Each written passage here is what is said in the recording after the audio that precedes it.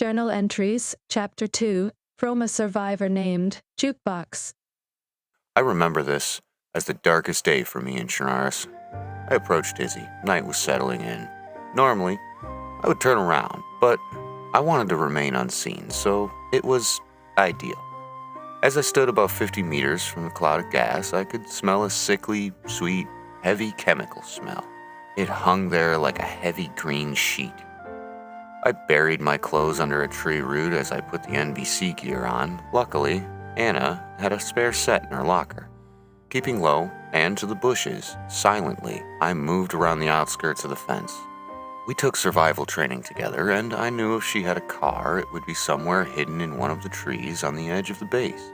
Maybe I shouldn't have let her come out here by herself. It didn't take long before I found it. To my side, in the dark, low gurgle persisted. I could not hear it at first because of its droning nature. Only when it stopped for breath did I notice the noise's absence before it resumed. I looked over into the trees, and there in a worn-down Ada was a single undead sitting in the driver's seat. You could tell this one died through mortal wounds before the gas killed it. A large gash cut through its vest, ripping through the NBC gear as well. This person bled out. I dispatched it quickly and slowly removed its mask. I was expecting the worst, and while time and the mask had decayed its face, I could tell this was a human male and not Anna. Relieved, I began searching the car. What I found only presented more questions. Inside, I found more research notes, similar to what Anna had at her cottage, but these were different. It seemed like she came here with this man, Sergei, 3 weeks ago. They began their research. They were getting stonewalled as they felt like the information they were looking for lied in the deepest parts of Tizzy, and they lacked the manpower to push through the dead to those depths. Furthermore, constant need to replenish resources to continue these research expeditions was dangerous and taxing. As I looked through the notes, it seemed like they became more frantic and scattered the longer they continued going into the gas. She seemed convinced there was something out there, not the dead, but something else, stalking them. That's when I noticed the tracks going outside of the base toward the brush. Clearly, something had left the car and gone that direction. I followed the trail of broken brush for a minute or two until I came across another body. This one was Anna. She was lying up against a tree, looking out towards the field. Her NBC mask was on the dirt next to her. Grass had begun to grow around it. I could not believe it. I looked at her body closer. Clearly, she died from a self-inflicted gunshot wound to the head, but she had wounds similar to Sergei. There was no goodbye note, no reason, just her, dead. She tried to escape, but died anyways, cold and alone in the woods. I remember trying to cope with it, stuff it down, reason with it. I blamed her for coming out for such a pointless task, messing with forces out of our league that we don't understand. The more I thought about it, more rage built up inside me. For what reason? Who could I blame? I left Tizzy and gathered more supplies. I left their bodies there. I wanted to do something, but my filters were low and I had to leave. I returned to the cottage, defeated.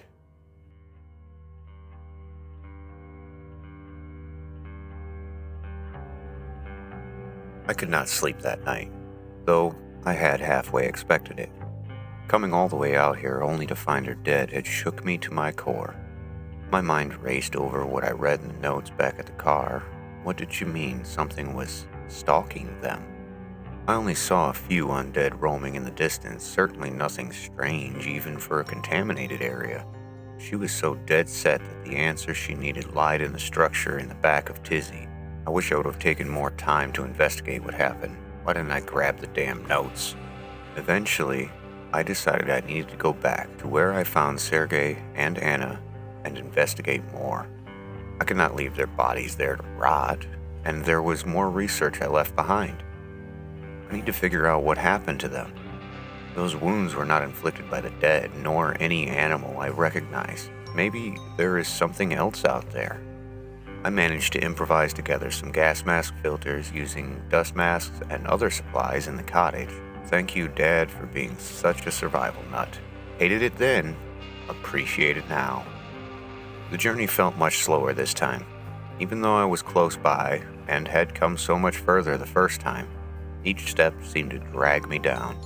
Knowing what I was going back to was a lot different than the small bit of hope I had last time I entered the gas. I navigated through the trees towards where I found Sergei's corpse. First thing to do was get their bodies out of the gas, as it would likely be the most challenging. The car was gone. I couldn't believe it. I know I was in the right spot. Clearing was the same, and yet there was almost no evidence that the ATA was ever there in the first place. I thought at first that maybe a scav came through and took the car, but why would they take the body? Even cannibals wouldn't touch infected meat. No, someone did this. But why? What about Anna?